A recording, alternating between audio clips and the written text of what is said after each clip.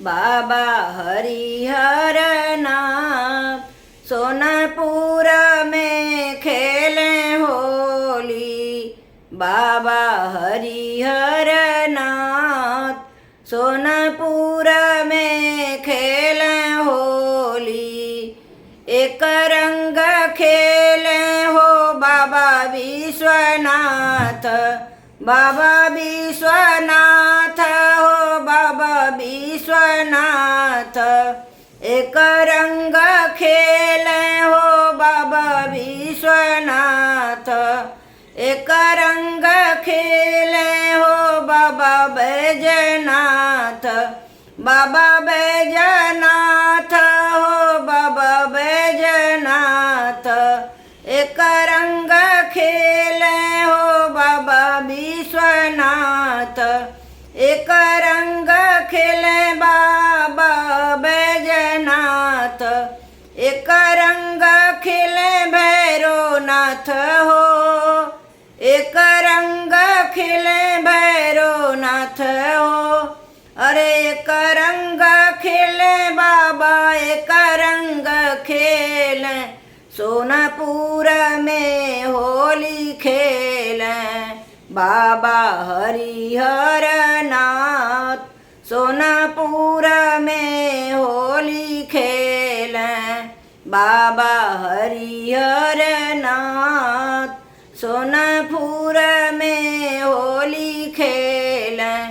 एक रंग खेले हो बाबा कपिलेश्वर, बाबा कपिलेश्वर हो बाबा कपिलेश्वर। एक रंग खेले बोले बाबा कुशलेश्वर,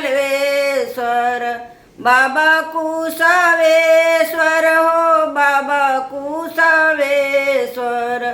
एक रंग खेले हो बाबा कपिलेश्वर, एक रंग खेले हो बाबा कुशवेश्वर। अरे एक रंग खेले भैरवनाथ हो, अरे एक रंग खेले भैरवनाथ हो। अरे एक रंग खेले बाबा, एक रंग खेले सोनपुर में होली खेले। बाबा हरिहर नाथ सोनपुर में होली खेले। राम खेले होली, लक्ष्मण खेले होली, राम खेले होली, लक्ष्मण खेले होली।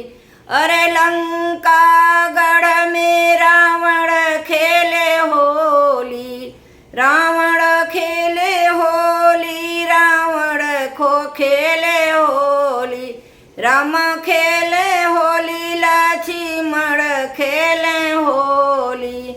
लंका गढ़ में रावण खेले होली, लंका गढ़ में रावण खेले होली। भोला संग खेले गौरा माई हो, भोला संग खेले गौरा माई हो। भोला संग खेले माई हो, भोला संग खेले गौरा माई हो। सोनपुर में होली खेले बाबा हरिहर नाथ सोनपुर में होली खेले। गोप गोपियन गैया सब होली खेले, गोप गोपियन गैया सब होली खेले।